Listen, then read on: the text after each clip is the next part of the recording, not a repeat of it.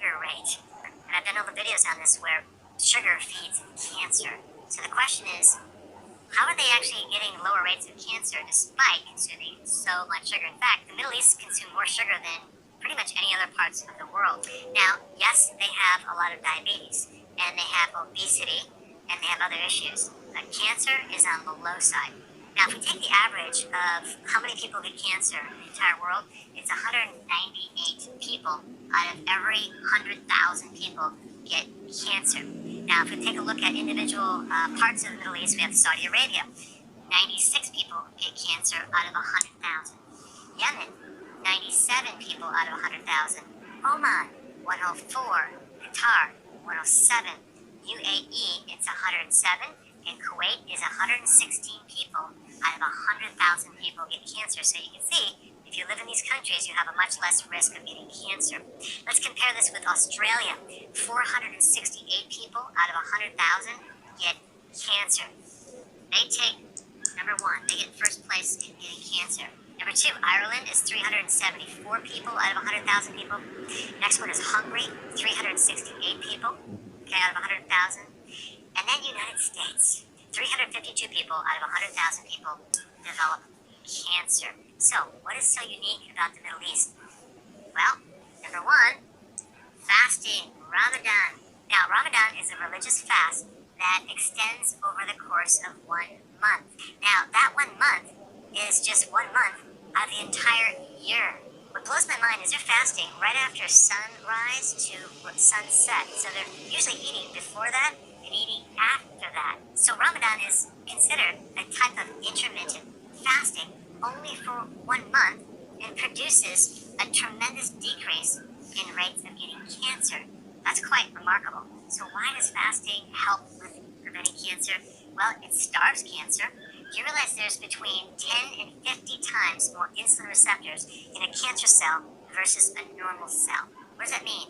That means that cancer cells have a very avid or greedy hunger for glucose because they have more receptors to eat glucose. Okay, so this is how they diagnose cancer through a PET scan.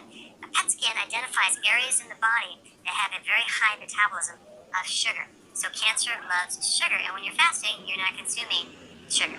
All right, number two, autophagy. Fasting stimulates autophagy, which is a condition that helps to recycle old damaged proteins. It helps to recycle old damaged things like damaged mitochondria. And if we look at what cancer really is, it's damage to your mitochondria. When the mitochondria is damaged, the mitochondria then adapts its metabolic system to a different way of dealing with energy. It ferments glucose. When you fast, you kick in this autophagy and you're recycling damaged mitochondria, which is going to decrease your risk for cancer. The third thing about fasting is that when you fast, you generate new immune cells. You strengthen your immune system. Your immune system becomes stronger. You generate more killer T cells, which directly kill cancer cells and viruses. And you also stimulate more helper T cells, which indirectly help reduce cancer. All right, next point about fasting. It's one of the best things to get rid of inflammation. Cancer tends to spread, migrate into areas of inflammation. So fasting is one of the most potent anti-inflammatories. So it's going to reduce the risk of cancer being spread. Also, when you fast, you increase the antioxidant networks of the body. So these things that actually protect you against free radical damage, like in the mitochondria, are improved or enhanced when you fast. So that's going to decrease the risk of getting cancer right off the bat. Fasting is one of the oldest therapies. Even Hippocrates mentioned fasting quite extensively, and he had an interesting quote. But to eat when sick is to feed the illness. Okay, so when you're ill, you don't want to eat very frequently. And he was considered like the foundational father of medicine. Okay, fasting is number one. Number two would be the spices that people eat in the Middle East.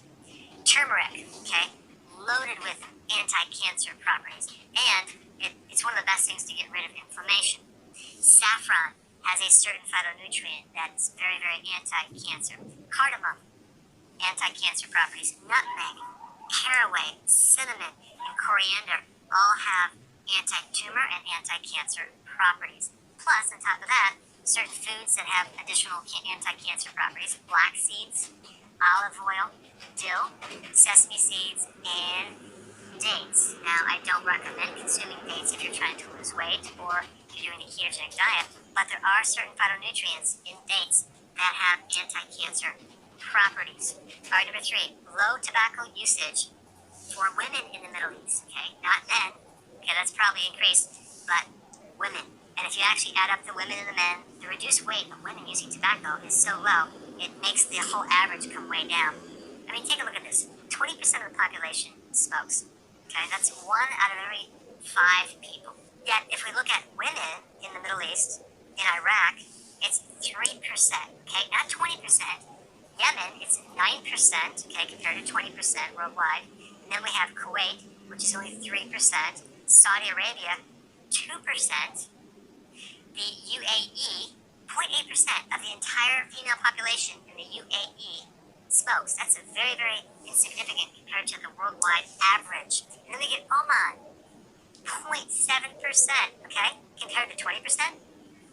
Insignificant amount of women in that area of the world.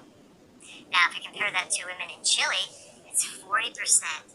That's more than 2 times the world average. And in Serbia, it's 41%. So, smoking is definitely linked to cancer. You already know that. In fact, the risk of getting cancer if you smoke or chew tobacco is 22 times the risk compared to people that do not smoke or chew tobacco. 25% of all cancers out there are caused by either smoking or chewing tobacco. And the other thing you need to realize is there are 5,000 different chemicals in tobacco, okay, in cigarettes, okay, and 70 of them have a direct link to cancer.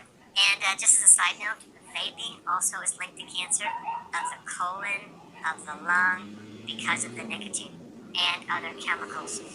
Number 4, alcohol is prohibited in most areas of the Middle East.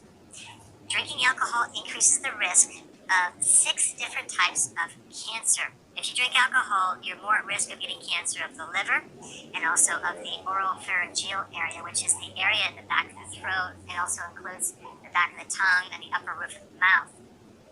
And it just so happens people in the Middle East have the lowest rate of getting cancer in this area of the body.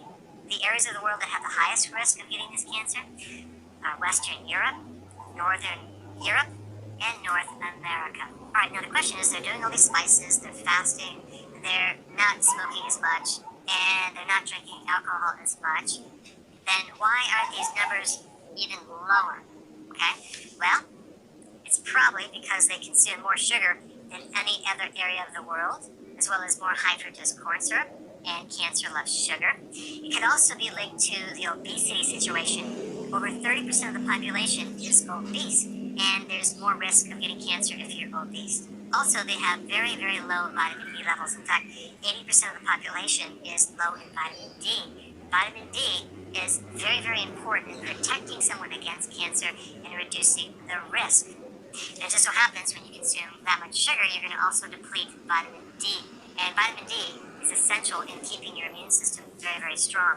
And then one last thing is called polymorphism. What is polymorphism? That is this condition where the genetics or the genes are altered in a way that there's kind of like a defect in the genes. And there's a higher ratio of people with this genetic defect in the vitamin D receptor, okay, for vitamin D. So if your receptor is defective and you can't absorb vitamin D as well, okay, for some reason, then you're going to be low in vitamin D, in which case, if you do live in the Middle East, what you should be doing is taking more vitamin D on a regular basis. All right, now that you know why the Middle East has low rates of getting cancer, the next question is,